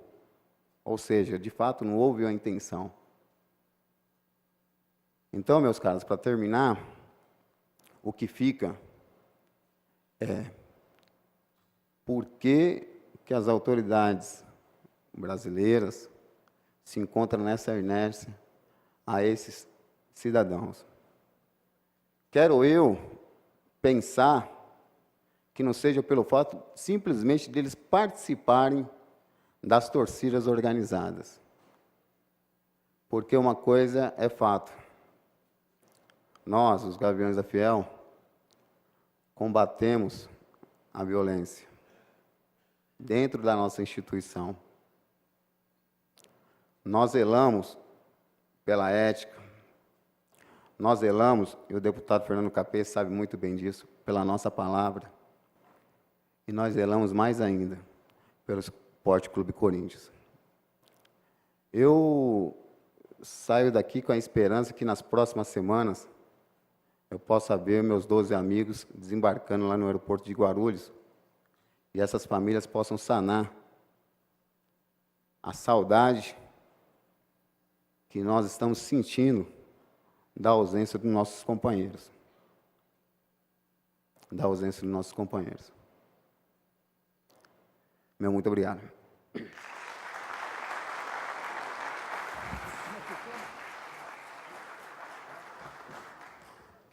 Queria agradecer as colocações do Alex e dizer o seguinte: as autoridades bolivianas, de fato, já receberam, mas há um pouco de má vontade, para não dizer muita má vontade, porque para que tenha valor esses documentos, eles têm que ser recebidos das mãos do ministro da Justiça. Isso é muito importante compreender. O próprio promotor Tales já tem a fita está aqui, está sendo exibida, mas está se fazendo o máximo para dar o máximo de autenticidade a todos os documentos. A própria emissora que veiculou as imagens, enviar por um ofício para o Ministério Público, o Ministério Público requisitar uma perícia, depois enviar ao Ministério da Justiça. Tudo isso, aonde entra a ação política? Acelerar todos esses procedimentos, para chegar logo. E se chegando tudo isso, o que a gente espera que se faça no máximo em 20, 30 dias, ainda assim persistir a recusa, aí então nós vamos partir para uma ação mais contundente, aí não há outro jeito. Bom, para que façam registros, agora eu pergunto, para a gente conciliar a vontade de todos, tem o direito de todos de se manifestar, com respeito ao horário e ao justo anseio das pessoas de também poderem prestigiar o seu clube que vai jogar. Eu indago. Eu vi um inscrito, o senhor também, o senhor e um advogado, o doutor Mário Sérgio. Eu pediria que fossem feitos registros neste microfone mesmo, que é o microfone de apartes. Esse é o auditório principal da Assembleia. Nessas cadeiras são votados os projetos de lei. Durante a votação dos projetos, só os deputados ocupam. Está aberto hoje para que os senhores o façam. Então, eu pediria para que cada um fosse se aproximando do microfone já, aqueles que querem se manifestar, para fazer o seu registro, eu diria em termos até conclusivos, em cooperação a todos que vieram aqui. O nome e a manifestação, por favor. Deputado, eu peço 5 minutos para responder o Alex, torcedor do Corinthians. Não, eu pediria o seguinte, eu vou pedir, se a gente abrir 5 minutos, são 1, 2, 3, 4, 5... Tá bom, 10 segundos. Não, por favor. É só para fazer um registro com relação a tudo que foi colocado aqui. O Alex foi extremamente educado, colocou democraticamente a sua posição, e é uma visão que ele fez com muito fundamento. Nós respeitamos bastante a posição do Alex, e se eventuais divergências ocorreram ou ocorrem, elas estão todas superadas por um único objetivo aqui, que é a libertação de 12 pessoas sequestradas em território boliviano. Por favor, querido. Deputado, tenho muita admiração pelo senhor. É engraçado como o mundo dá voltas. Em 1995, você proibiu o Alex e outros torcedores de comparecerem ao estádio pedindo a paz. Isso resultou na volta das famílias e até mesmo o Brasil poder ter uma Copa do Mundo. Eu só vou responder a resposta do Alex, que, infelizmente, por falta de educação no nosso país, que não é problema de vocês, é problema, não vamos chegar no passado, eu tenho um pouco mais de cultura que ele e eu posso fazer essa resposta para ele. Do mesmo jeito, hoje que eu vim no plenário, quando eu estava vindo para cá, um companheiro meu do mercado financeiro falou o seguinte: você vai lá fazer o quê? Você vai se expor? Eu falei, não, eu quero falar 5 minutos. E ele levantou uma pergunta que merece ser respondida. O porquê? Ele me falou o seguinte: há 3 anos atrás, aproximadamente, um ativo da nossa Petrobras não foi apreendida com direito de liberdade, ela foi apropriada.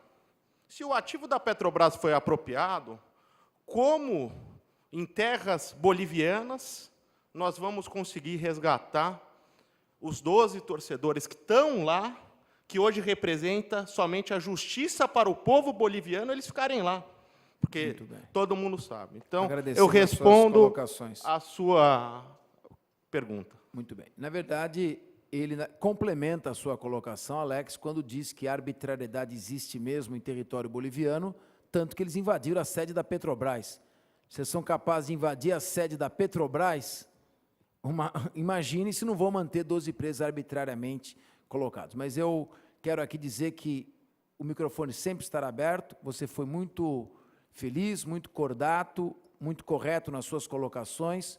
E a democracia é isso. Às vezes há uma divergência de opinião, mas nós temos que saber respeitar os pontos de vista e todos os espaços estarão abertos sempre para a manifestação de vocês, nas suas discordâncias e nas suas concordâncias. Nós não fazemos audiência pública para sermos aplaudidos, fazemos para ouvir e quero mais uma vez reiterar meus cumprimentos à sua colocação. Por gentileza, também o senhor de maneira conclusiva, por favor. Antônio Alves Lopes, pastor batista, convocado para essa reunião por e-mail. Cumprimento o deputado pela sua carreira e pela atitude que resultou nesta reunião. Estamos aqui vendo um show, 3 atacantes defendendo. Não faça isso no seu time de futebol. Mas hoje aqui foi realmente um show.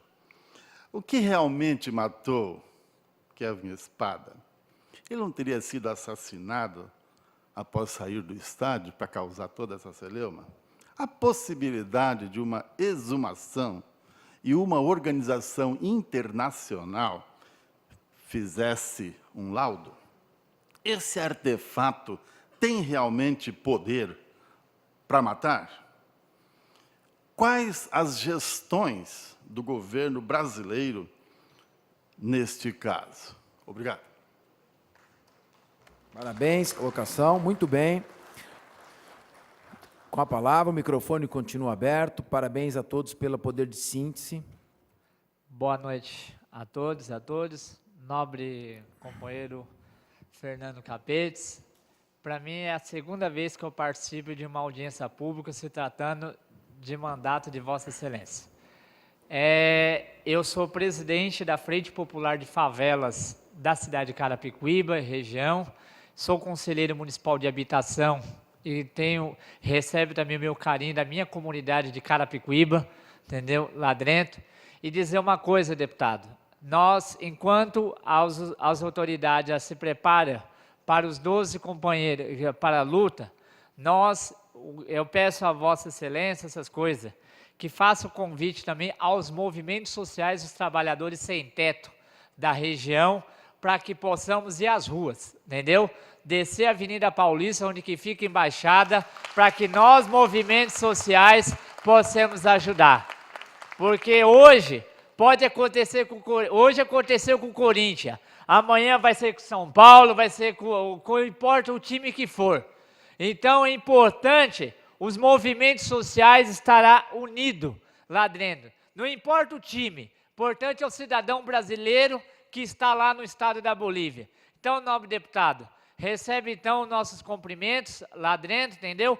Conte com os movimentos trabalhadores sem tetos que vamos ajudar. Se nós podemos invadir um prédio vazio, nós podemos invadir hoje uma avenida para parar o estado de São Paulo. Muito obrigado. Muito bem, parabéns.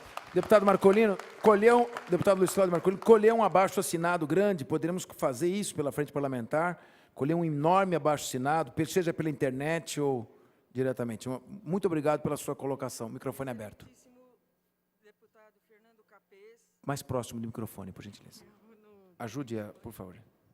Muito obrigado.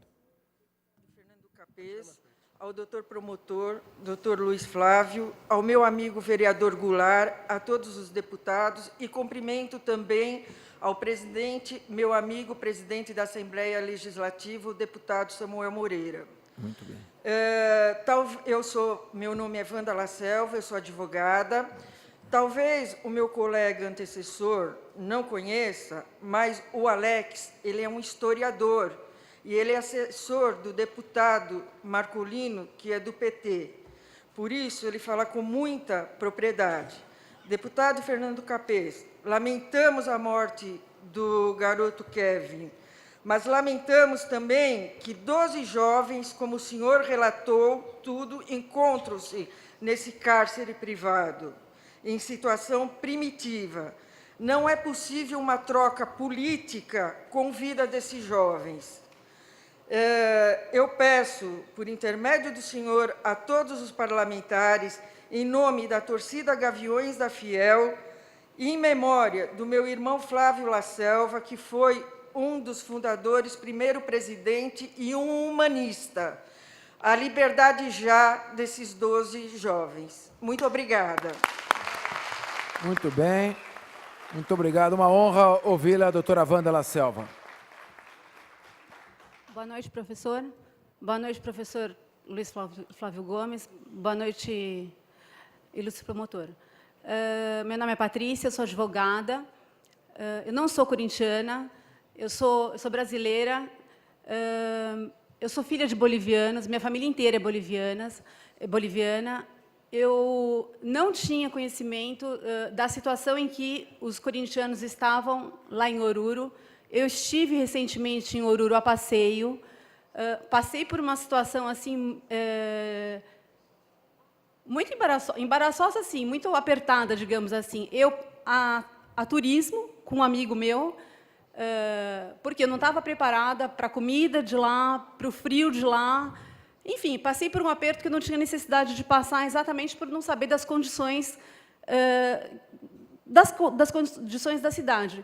Quando eu li a matéria, tiveram duas questões que me tocaram muito. Uma foi a questão humanitária, que foi a questão a que eles foram submetidos, e outra, a questão que não é, primeiro, uma questão de time, de visão política, disso e daquilo.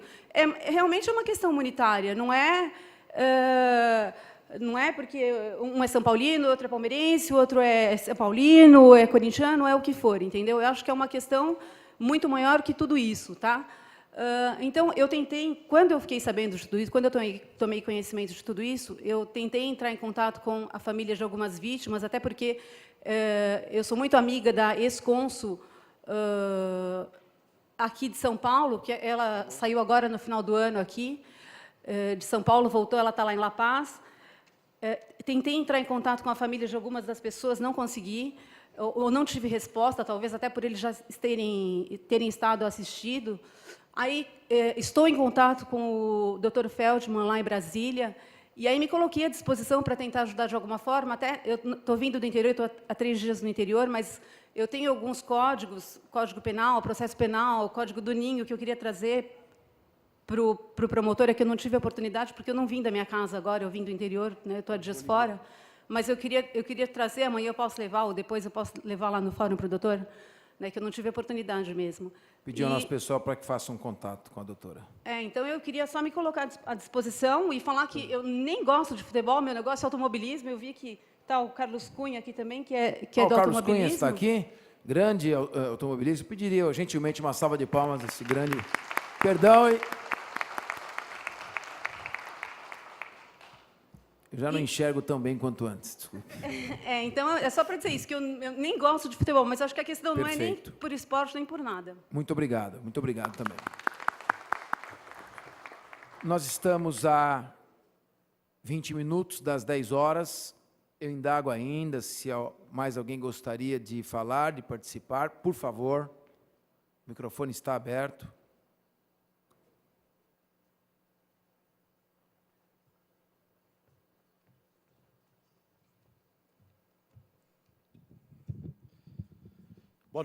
Boa noite a todos. Quero render justas homenagens a Vossa Excelência, ao promotor Tales, ao excelentíssimo professor Luiz Flávio Gomes.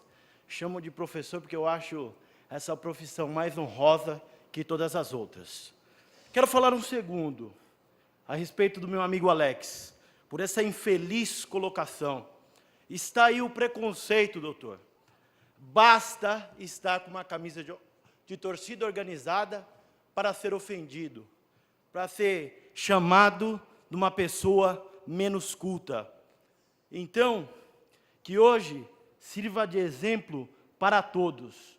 É um homem negro, é um homem de torcida organizada, mas é um homem culto e capacitado. Este homem está na luta...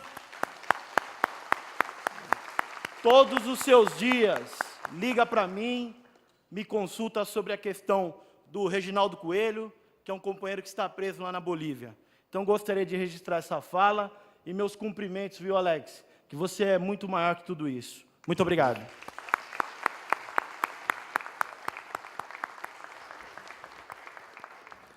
Muito bem.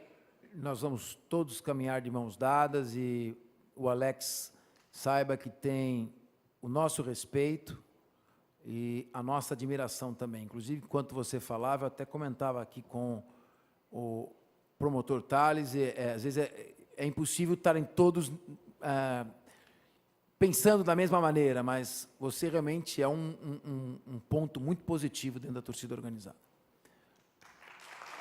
Sim, claro, o microfone está aberto, Nós vamos... Como última manifestação, eu já vi, inclusive, me solicitado que fizesse essa manifestação, o doutor Mário Sérgio Sobreira Santos. Boa noite, senhores e senhoras, presidência, doutor Capês, doutor Luiz Flávio Gomes e o doutor Tales, demais outros presentes.